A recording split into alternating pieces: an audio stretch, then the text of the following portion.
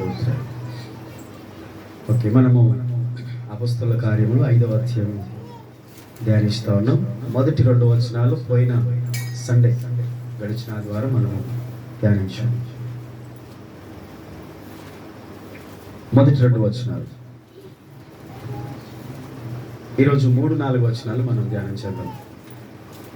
Okay, సీక్వెన్స్గా మనం వచనం to వచనాన్ని మనం చదువుతూ ధ్యానిస్తూ మనం నేర్చుకుంటూ ముందుకు వెళ్దాం. ఈరోజు 3-4 వచనాలు చదువుదాం. అప్పుడు పేతురు అననీయ,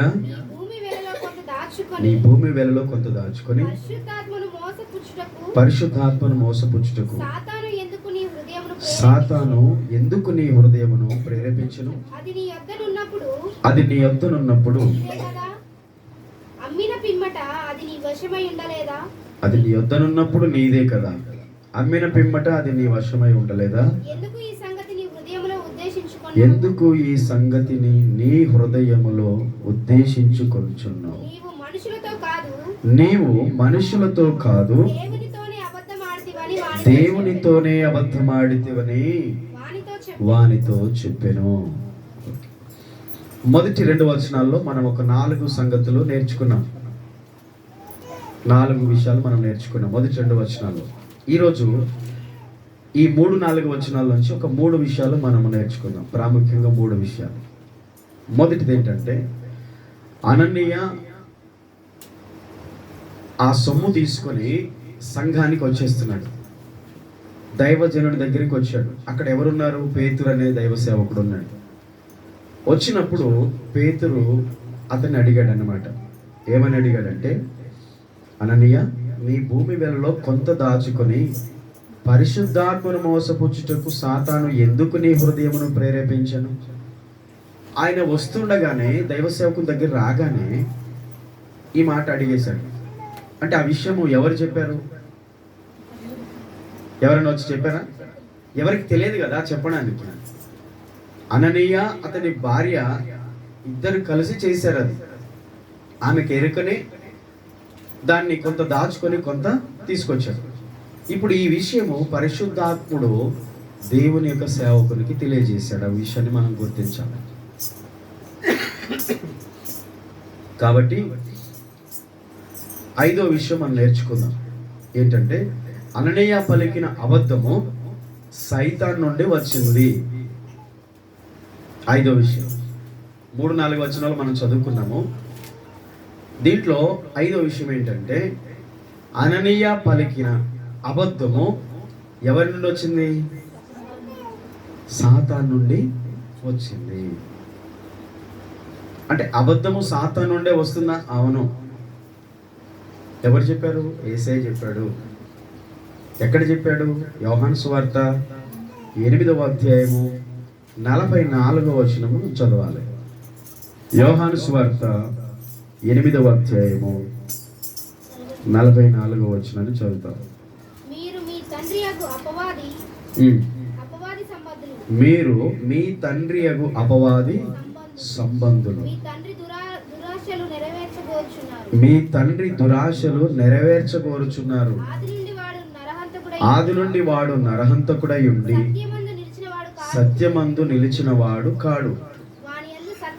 వాని యందు సత్యమే లేదు. వాడు అబద్ధమాడునప్పుడు తన స్వభావం అనుసరించియే మాటలాడును. వాడు అబద్ధికుడు, అబద్ధమునకు జనకుడునై ఉన్నాడు. చాలండి. సాతాను గురించి ఇక్కడ యేసు ప్రభు వారు ఇచ్చిన ఎక్స్ప్లెనేషన్ చూడండి. ఇక్కడ ఉన్నటువంటి శాస్త్రులు పరిసయ్యులతో ఆయన ఈ మాట చెప్తున్నాడు. వారు దేవుని పిల్లలమని, అబ్రహాము సంతానమని, ధర్మశాస్త్ర సంబంధులమని వారు గర్విస్తున్నారు తప్ప సత్యములో నిలిచిన వారు కారంటారు. యేసు ప్రభుని అంగీకరించట్లేదు. సత్యాన్ని వారు అంగీకరించట్లేదు. వారు సత్యములో నిలిచిన వారు కారు. వారికి ఉన్నదంతా ఏంటంటే దురాశలు అనుసరించేవారంట. అంటే సత్యాన్ని వారు అంగీకరించట్లేదు, వాక్యాన్ని వారు అంగీకరించట్లేదు, దేవుని మాటను వారు రిసీవ్ చేసుకోవట్లేదు. చూసారు? ఆదిలో సాతాను అవ్వను ఆదామును ఎలాగైతే మోసం చేశాడో, మొదట అవ్వను, ఆ తర్వాత ఆదామును మోసపరిచాడు. వారు సాతాను మాటల చేత లేక అబద్ధముల చేత వారు మోసపోయారు. దేవుడు ఏదైతే వారికి చెప్పాడో ఆ మాటలో వారు నిలవకుండా అపవాది చెప్పిన అబద్ధములో వారు నిలిచారు, అబద్ధాన్ని నమ్మారు, అబద్ధాన్ని అంగీకరించారు. ఆది నుండి చేస్తున్నాడు సాతాను ఆ పని. దేవుని మాట మీద సందేహాన్ని పుట్టిస్తాడు. ఇప్పుడు అందరు క్రైస్తవులే కదా, అందరూ దేవుని పిల్లలే కదా, దేవుని గ్రంథం అందరికి ఉంటుంది కదా, బైబిల్ అందరి దగ్గర ఉంటుంది కదా. ఎంతమంది దీన్ని చదివి దీన్ని నమ్మి దీంట్లో నిలిచి ఉంటున్నారు? ఎంతమంది విశ్వాసులు ఈ వాక్యాన్ని సత్యాన్ని అనుసరించి జీవిస్తున్నారు?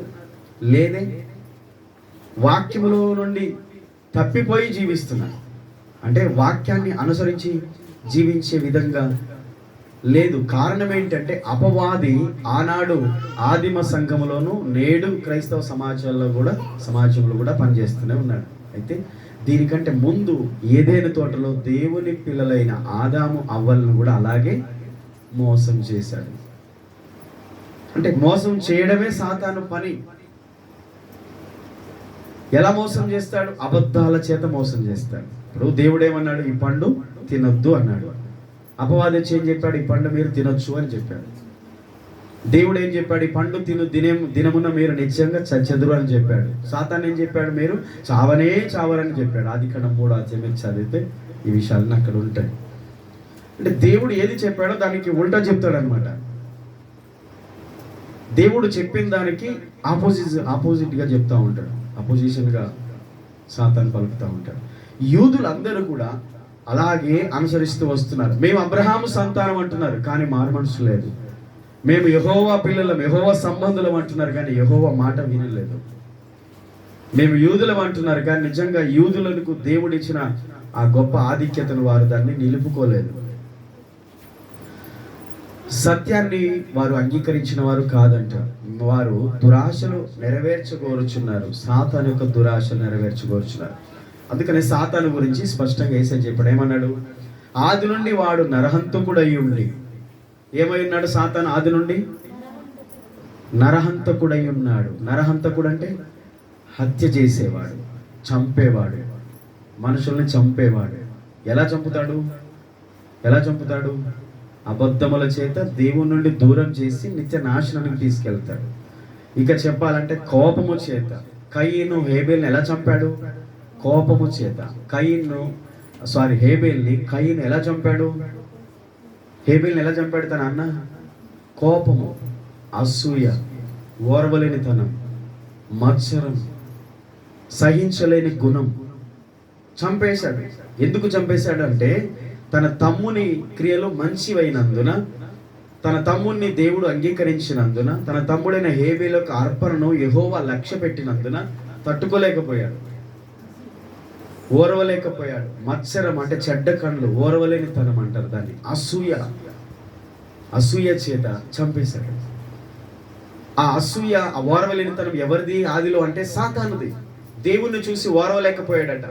పరిశుద్ధుడు పరిశుద్ధుడు పరిశుద్ధుడని నిత్యము కోటాను కోట్ల దూతల చేత, కెరూబులు సెరాపులు మహాదూతల చేత నిత్యము దేవుడు స్తుతింపబడుచుండటము ఆ సాతాను లూసిఫర్ చూసి ఓరలేకపోయాడు. నేను దేవుని అంతటి వాడిని కావాలి, నేను మహోన్నతునితో సమానునిగా చేసుకోవాలని అనుకున్నాడు. తన మనస్సును గర్వించడం ద్వారా అక్కడి నుంచి పడదోయబడ్డాడు. అంటే అదంతా కూడా సాతాను యొక్క స్వభావం. అందుకని ఇక్కడ యేసు ప్రభువు చెప్తున్నాడు కొత్త నిబంధనలో, వాడు తన స్వభావమును అనుసరించే మాటలాడును. తన స్వభావమును అనుసరించే మాటలు అంటే తను మాట్లాడే మాటలు తన స్వభావం ఏమై ఉన్నదో తెలియజేస్తున్నాయి. తన స్వభావమును బట్టి తన మాటలు వస్తూ ఉంటాయి. చాలా జాగ్రత్తగా ఉండాలి. అపవాది స్వభావం ఎలాంటిది అంటే నరహత్య చేసే స్వభావము, అబద్ధమాడే స్వభావము. వాడు సత్యమందు నిలిచిన వాడు కాడు. ఆది నుండి నరహంతకుడు. రెండవది సత్యములో నిలిచిన వాడు కాడంట సాతాను. సత్యము అనగా దేవుడే, దేవుడి వాక్యము, దేవుని మాట. ఇంకొక మాటలో చెప్పాలంటే ఆ సత్యము ఎవరంటే యేసుక్రీస్తే. ఆ సత్యమే స్వతంత్రులుగా చేస్తుంది, నిత్య జీవాన్ని కలిగిస్తుంది. ఆ నిత్య జీవం ఇచ్చే, స్వాతంత్రాన్నిచ్చే దేవుని యొక్క మాటలో, ఆ సత్యములో సాతాను నిలిచిన వాడు కాదు, కొట్టిపడేశాడు. కనుకనే అదే అబద్ధాన్ని, అదే మోసాన్ని అవ్వలో నింపాడు. అవ్వ ఆదాములు కూడా సత్యంలో నిలవకుండా చేశారు. అంటే దేవుడు చెప్పిన మాటలో నిలవకుండా చేయడమే అపవాది పని. వానిలో సత్యము లేదు. ఇక వాడు అబద్ధం ఆడినప్పుడు తన స్వభావం అనుసరించే మాటలాడును. వాడు అబద్ధికుడును అబద్ధమునకు జనకుడునై ఉన్నాడు.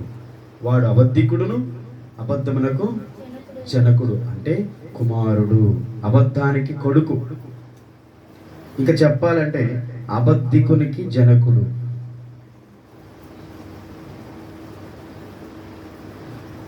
సాతాను. ఇప్పుడు అబద్ధాలు ఎవరి నుంచి పుడుతున్నాయి? సడన్గా మనం ఒక మిస్టేక్లో ఒక అబద్ధం అని చెప్పామనుకోండి, అది ఎవరి నుంచి వచ్చింది? సాతాను నుంచి వచ్చింది. అబద్ధములు, బూతు మాటలు, అసహ్య మాటలు, సరస్వక్తులు, చెడ్డ మాటలు, పోకిరి మాటలు, ఇవన్నీ కూడా, ఆ మాటలన్నీ కూడా దేవుని నుంచి వచ్చినాయి కానే కావు, సాతాను నుండి వచ్చాయి. అపవాది నుంచి వచ్చి మీకు చాలా రిఫరెన్స్లు ఉన్నాయి, చెప్తాం, మీరు రాసుకోవచ్చు తర్వాత. ఇక 6వ విషయం చూడండి. 5వ విషయం అయిపోయింది కదా, 6వ విషయము, అబద్ధము చెప్పమని సైతాను అతన్ని ప్రేరేపించాడు, కనుకనే అతడు లోబడ్డాడు. 6వ విషయం ఏంటంటే అబద్ధము చెప్పమని సాతాను అననీయను ప్రేరేపించాడు, కనుకనే అననీయ లోబడ్డాడు. ప్రేరేపణ గుర్తుపెట్టుకోండి, మీరు నోట్ చేసుకోండి. ప్రేరేపణ, హృదయంలో ఆ ప్రేరేపణ రాకుండా మాట బయటికి రాదు. హృదయం ఏది ప్రేరేపిస్తుందో అదే మాట్లాడతాం. హృదయంలో ప్రేరేపణ సాతాను ఇస్తాడు. ఇప్పుడు చెప్పండి, పొలము అమ్మాలనే ప్రేరేపణ వచ్చింది, అది ఎవరి నుండి వచ్చింది? పొలం అమ్మి అందరు ఇస్తున్నారు కనుక మనం ఇవ్వాలి అనే దాతృత్వ హృదయము, ఆ ప్రేరేపణ ఇచ్చింది ఎవరు? పరిశుద్ధాత్ముడు. అది అమ్మిన తర్వాత దాని వెల ఏదైతే ఉందో ఆ డబ్బు తీసుకొని ఇంటికి వచ్చిన తర్వాత మరొక ప్రేరేపణ వచ్చింది, అంతొద్దు సగం ఇచ్చి సగం. ఇప్పుడు ఈ ప్రేరేపణ ఎవరి నుండి వచ్చింది? గుర్తించకపోవడమే అననీయ సప్పిరాల మరణానికి కారణం. దేవుని ప్రేరేపణ, ఇది దెయ్యం ప్రేరేపణ. ఇవ్వాలి, కానుక ఇవ్వాలని ప్రేరేపణ వచ్చింది, మంచిది. తర్వాత ఇవ్వద్దు, ఇచ్చినా కానీ కొంచెమే ఇవ్వాలి. అంతెందుకు ఇవ్వాలి, అన్నెందుకు ఇవ్వాలి? సెకండ్ ప్రేరేపణ, అది మన సొంత ప్రేరేపణ, దురాత్మ ప్రేరేపణ, లేకపోతే పరిశుద్ధాత్మ ప్రేరేపణ. ప్రతిరోజు మనకి ఎన్నో ప్రేరేపణలు వస్తుంటాయి. అవి ఎన్ని దేవుని నుండి వచ్చిన ప్రేరేపణలు, ఎన్ని సాతాను నుండి వచ్చిన ప్రేరేపణలు, ఎన్ని మన సొంతంగా మన మనసులో వచ్చిన, మన శరీరంలో పుట్టిన ప్రేరేపణలు మనం గుర్తించుకోవాలి. చాలా అవసరం అది. ఒక ప్రేరేపణ వస్తే ఆ ప్రేరేపణకు లోబడి చేయడమేనా? ఏ ప్రేరేపణ వస్తే ఆ ప్రేరేపణకు లోబడి మనం మాట్లాడడమేనా? వాళ్ళు తిట్టాలని ప్రేరేపణ వస్తే వెంటనే ఆ ప్రేరేపణ రాగానే నోరు తెరవడం, కథం, తిట్టేయడమే, ఇష్టం వచ్చినట్టు మాట్లాడడం. ఇది తాగాలని ప్రేరేపణిస్తే వెళ్ళి తాగడమేనా? వాళ్ళ దగ్గరికి వెళ్ళి కూర్చొని వాళ్ళతో మాట్లాడాలని ప్రేరేపణిస్తే వెళ్ళి అక్కడ కూర్చొని మాట్లాడమేనా? ఆ ప్రేరేపణ మంచిదా కాదా?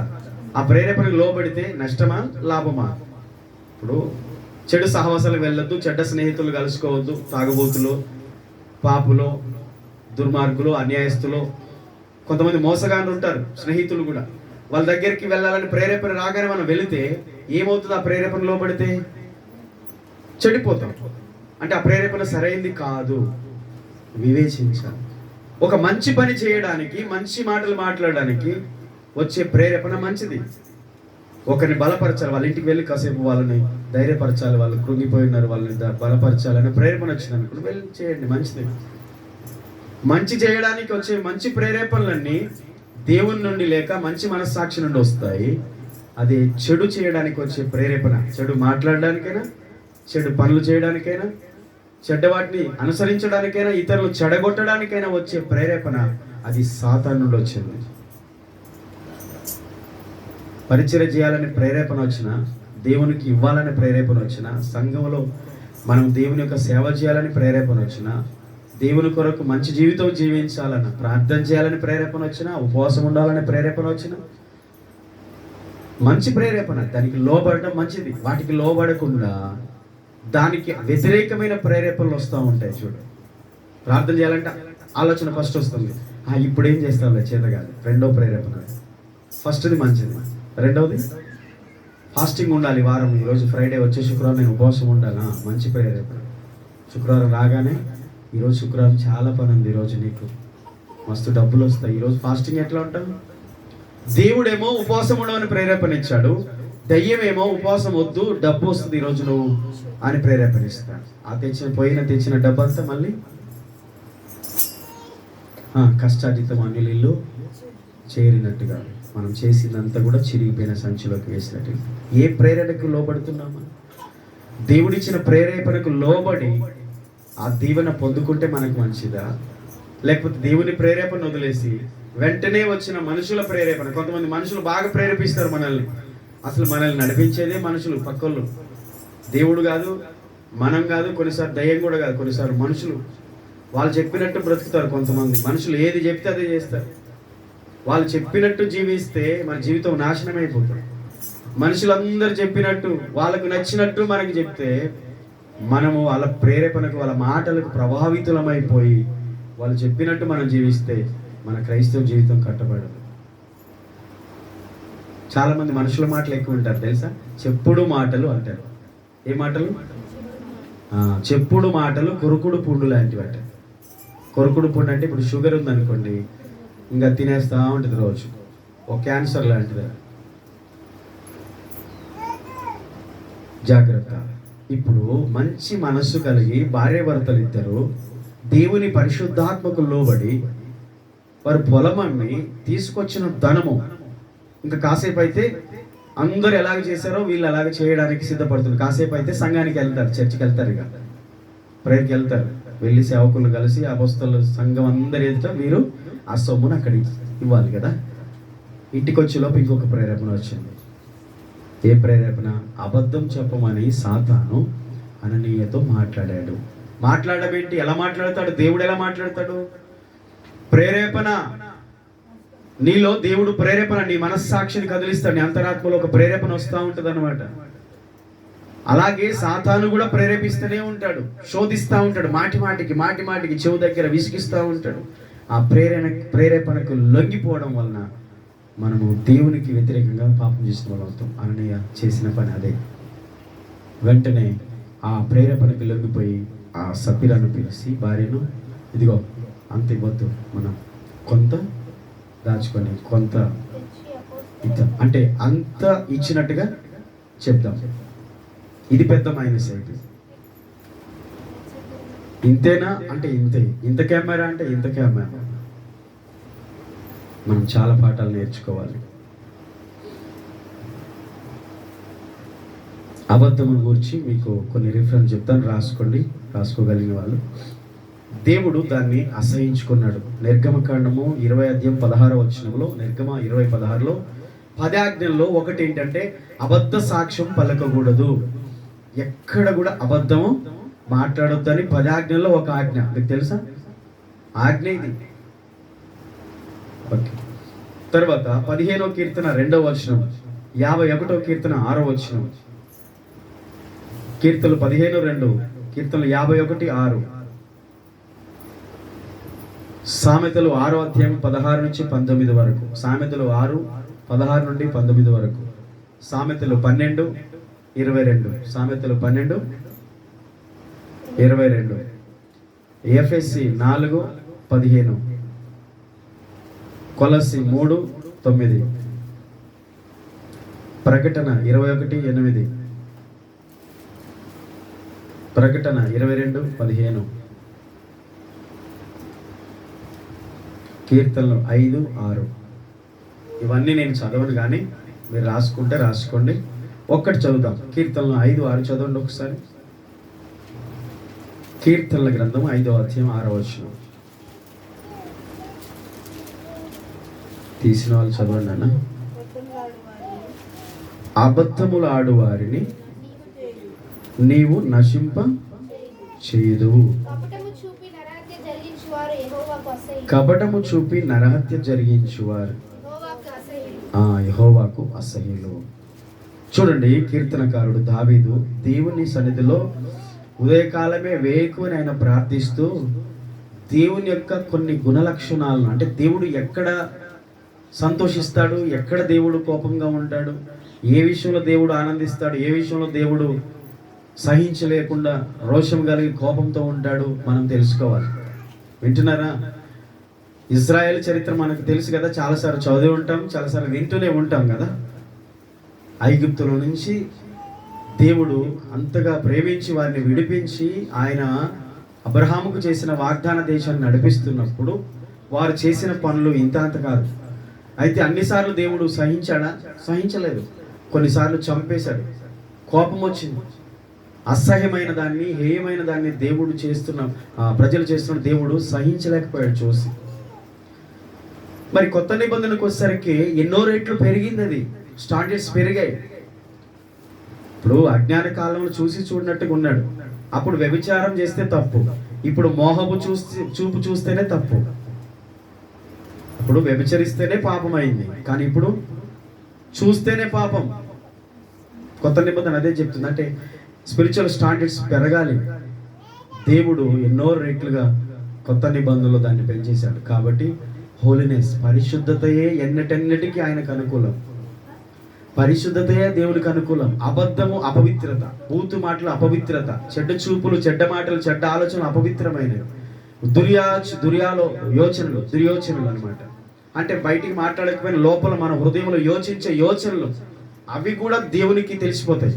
అవి మన ఆత్మను అపవిత్రం చేస్తాయి. ఇప్పుడు మేము బయటికి మాట్లాడట్లేదు, కానీ లోపల మాత్రం, ఇప్పుడు బయటికేమో మంచిగా మాట్లాడతాం, లోపల ద్వేషం ఉందనుకోండి, బయటికి మాట్లాడకపోయినా పర్వాలేదు, లోపల ఉన్న ద్వేషము ద్వారా మనం ఆత్మ అపవిత్రమైపోతుంది.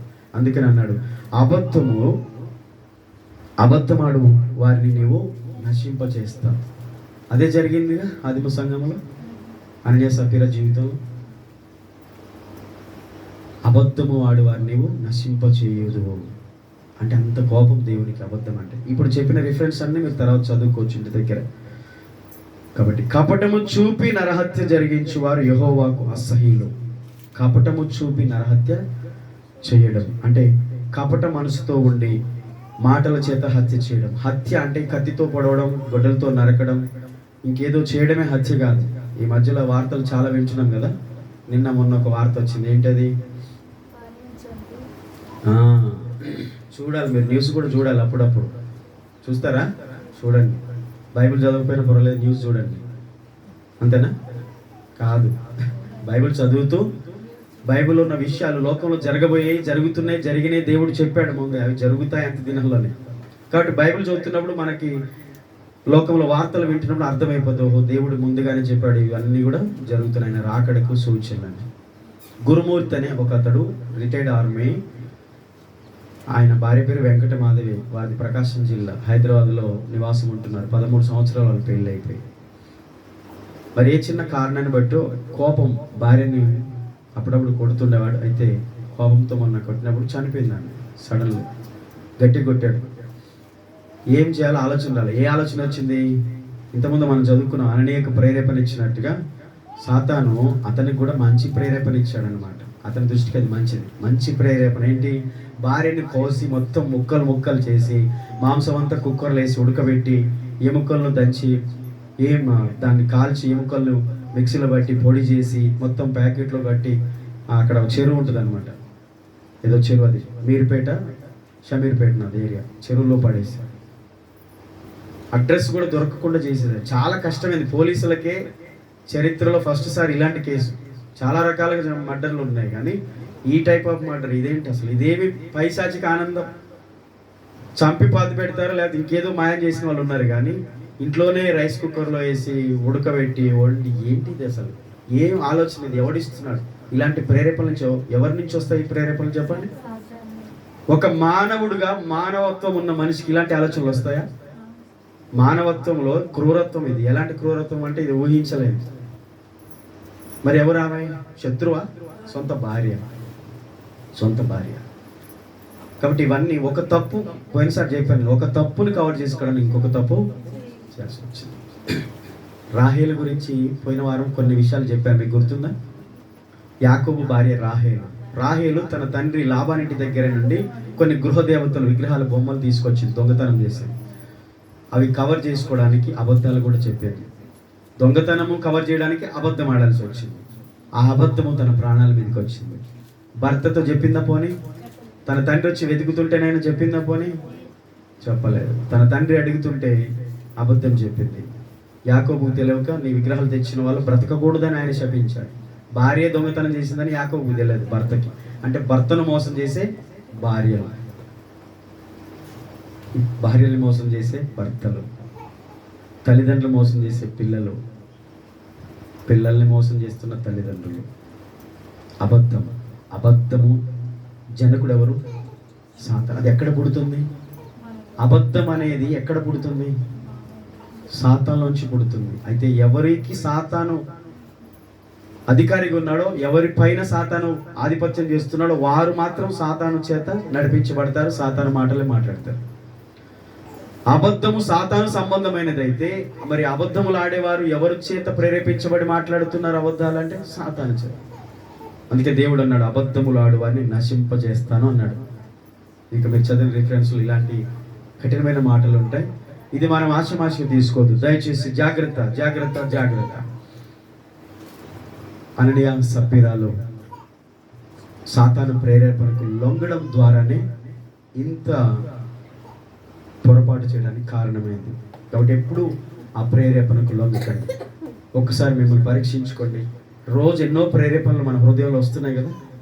ప్రేరేపణ రాదా మీకు? ఆ ప్రేరేపణ రాగానే దాన్ని ఇంప్లిమెంట్ చేయడం కాదు.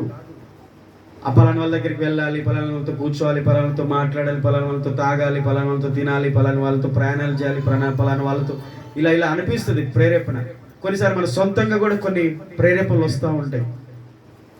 నేను ఈ పని చేయాలి, నేను ఇలా మాట్లాడాలి, నేను ఇలా ఈ ప్లాన్, ఇవన్నీ ఆ ప్రేరేపణ అన్ని సాతానియా దేవునియా మనయా? కొన్నిసార్లు పరీక్షించుకొని చేయడం మంచిది. ప్రేరేపణ రాగానే మనము టెక్కిమని దాన్ని మాట్లాడడం చేయడం కాదు. అది సాతాను ఉద్దేశాలు కొన్నిసార్లు నెరవేర్చుకుంటాడు మన ద్వారా.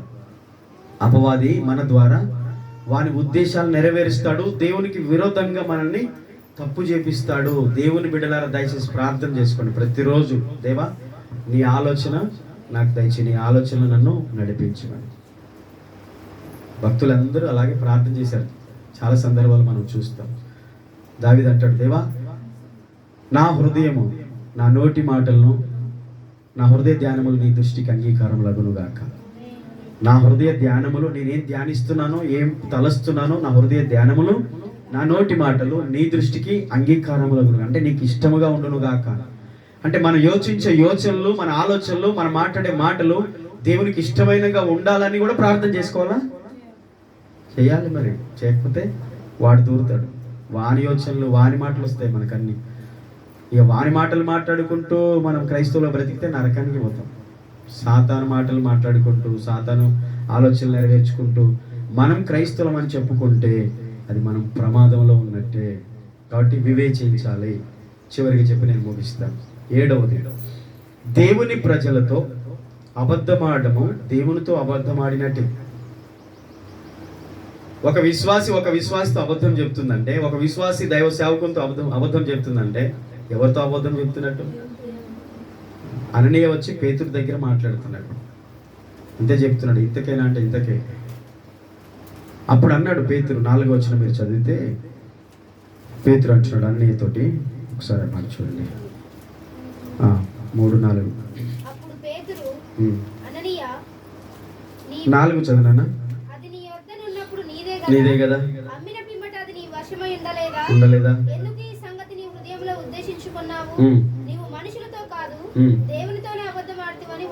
చెప్పండి. ఏమన్నాడు? నీవు మనుషులతో కాదు దేవునితోనే అబద్ధమాడితివని వానితో చెప్పాను. ఇదేంటి? దేవుడు ఎక్కడున్నాడు? అక్కడ ఉన్నది పేతురు కదా. పేతురయ్య గారు ఉన్నారు, పాస్టర్ గారు ఉన్నాడు, అక్కడ సంఘం ఉన్నారు. అననీయ వచ్చి చెప్తున్నది ఎవరితో? మనిషితో. కానీ ఏమంటున్నాడు? నీవు మనుషులతో కాదు దేవునితో అబద్ధమాడితివని. గమనించండి, అసలు మనము దేవుని ప్రజల పట్ల జరిగించేదంతా ఆయన పట్ల జరిగించినట్టే. మీకు తెలుసా ఈ విషయం? దేవుని ప్రజల పట్ల మనం చేసేదంతా దేవునికి చేసినట్టే. దేవుని ప్రజల్ని తిడితే దేవుని తిట్టినట్టు, దేవుని ప్రజల్ని దూషిస్తే దేవుని దూషించినట్టు, దేవుని ప్రజల్ని కొడితే దేవుని కొట్టినట్టు, హింసిస్తే హింసించినట్టే. దేవుని ప్రజల ఎడల మనం ఏం చేస్తున్నామో, సంఘం ఎడల మనం ఏం చేస్తున్నామో, సేవకుల ఎడల మనం ఏం చేస్తున్నామో అది ఆయనకు చేసినట్టే. నీవు మనుషులతో కాదు దేవునితో అబద్ధమాడితివని వానితో చెప్పాను. అతడు అబద్ధమాడింది పేతురుతో, కానీ ఇక్కడ ఏం లేఖనం ఏం చెప్తుందంటే దేవునితో అబద్ధమాడాడు, దేవునితో అబద్ధమాడాడు.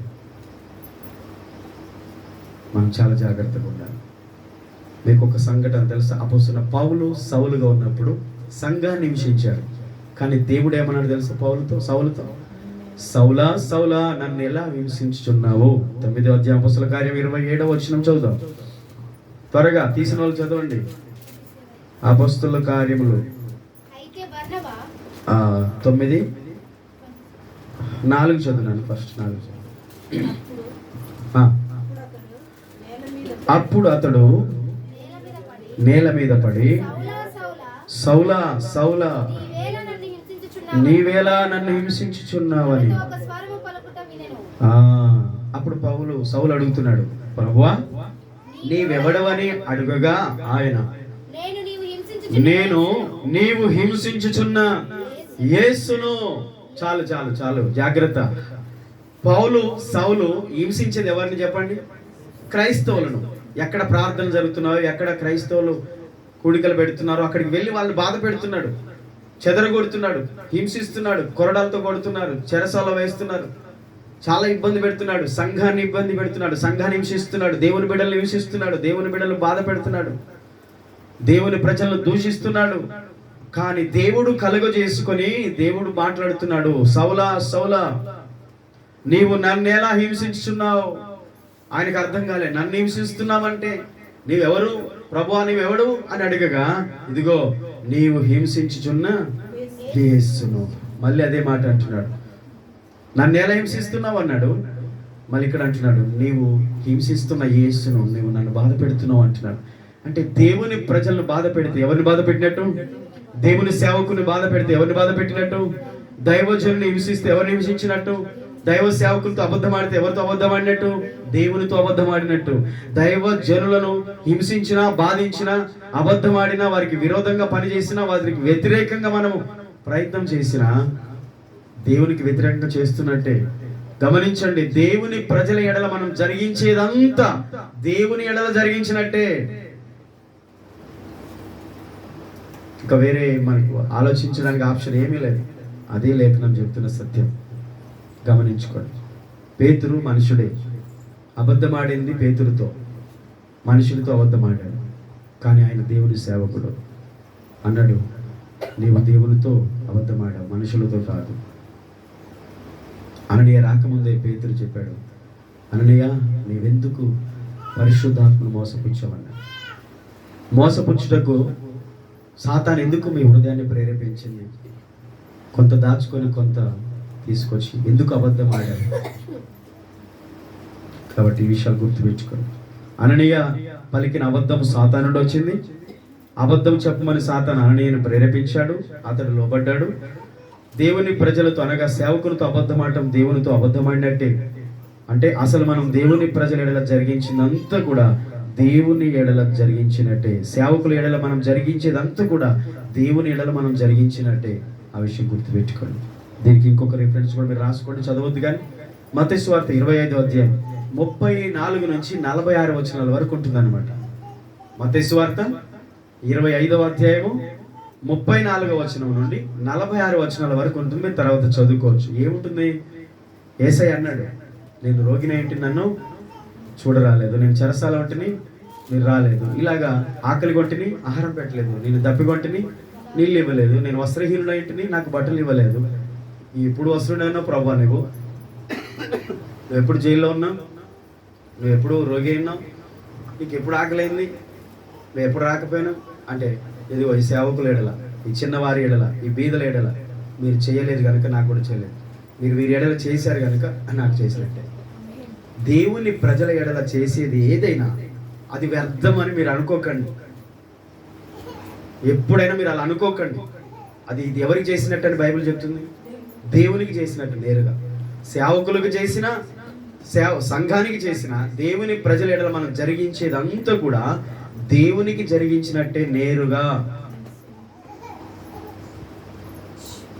ఓకేనా? మరి సంఘంలో అబద్ధం ఆడిందంటే ఎవరితో అబద్ధం ఆడినట్లు? వారందరూ తమ ఆస్తులు అమ్మి, భూములు ఇళ్ళు అమ్మి ఇచ్చారంటే ఎవరికి ఇచ్చారు? వారి భావన ఏంటి? మేము ఈ సేవకునికి ఇవ్వలేదు, మేము దేవునికి ఇచ్చామని. మనకు ఆ ఫీలింగే లేదు కదా. చాలాసార్లు ఏది ఇచ్చినా అయ్యగారికి ఇస్తున్నాం, పాస్టర్ గారికి ఇస్తున్నాం అని చాలాసార్లు మనల్ని మనం అనుకుంటాం. కానీ పొరపాటు అది. నేను చేసినా మీరు చేసినా మనం చేసే సేవ, ఇప్పుడు నేను చేస్తున్న సేవ ఎవరికి చేస్తున్నట్టు? ఓకే, మీరు చేసేది దేవునికి చేసినట్టు, మీరు ఇచ్చేది దేవునికి ఇచ్చినట్టే. బీదల ఎడల, రోగుల ఎడల, అక్కర్లో ఉన్న వారి ఎడల, పరిచర్యకు, సంఘానికి, మన తోటి సహోదరులకు, ఈ సేవకు మనం ఏది చేసినా దేవునికి చేసినట్టు. ఆమేన్, ఆమేన్. కాబట్టి మనము ప్రేరేపణ అనేది ఈరోజు ఒకటి గుర్తుపెట్టుకోండి. ఏ ప్రేరేపణకు మనము లోబడుతున్నామని చాలా ప్రాముఖ్యం, చాలా ప్రాముఖ్యం. బైబిల్ వాక్యం చదువుతూ ప్రార్థించేవారు ఖచ్చితంగా పరిశుద్ధాత్మ ప్రేరేపణకే లోబడతారు.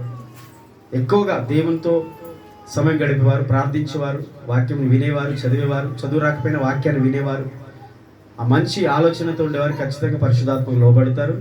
కొన్నిసార్లు సాతాను కూడా మనల్ని మిస్యూజ్ చేస్తాడు, మనం మిస్గైడ్ అయి నడిపిస్తాడు. ఎట్లా అంటే మనము దేవునికి వ్యతిరేకంగా చేసే ఆలోచన మనకు తెలియకుండానే సేవకులకి వ్యతిరేకంగా చేసే ఆలోచన చేస్తుంటాం చాలాసార్లు. అది దయ్యం నుండి వచ్చేది. సంఘానికి కూడా వ్యతిరేకంగా మనం ఆలోచన చేయొద్దు. దేవుని ప్రజలు ఎవ్వరి ఎడలో చేయొద్దు. దేవుని ఆలోచనతో మనం నడిపించబడదాం. ఆమె కళ్ళు ఉంచుదాం, కళ్ళు మూసుకుందాం, ప్రార్థన చేద్దాం. ప్రతి ఒక్కరు కూడా మరి అననీయ సభ్యురాల జీవితంలో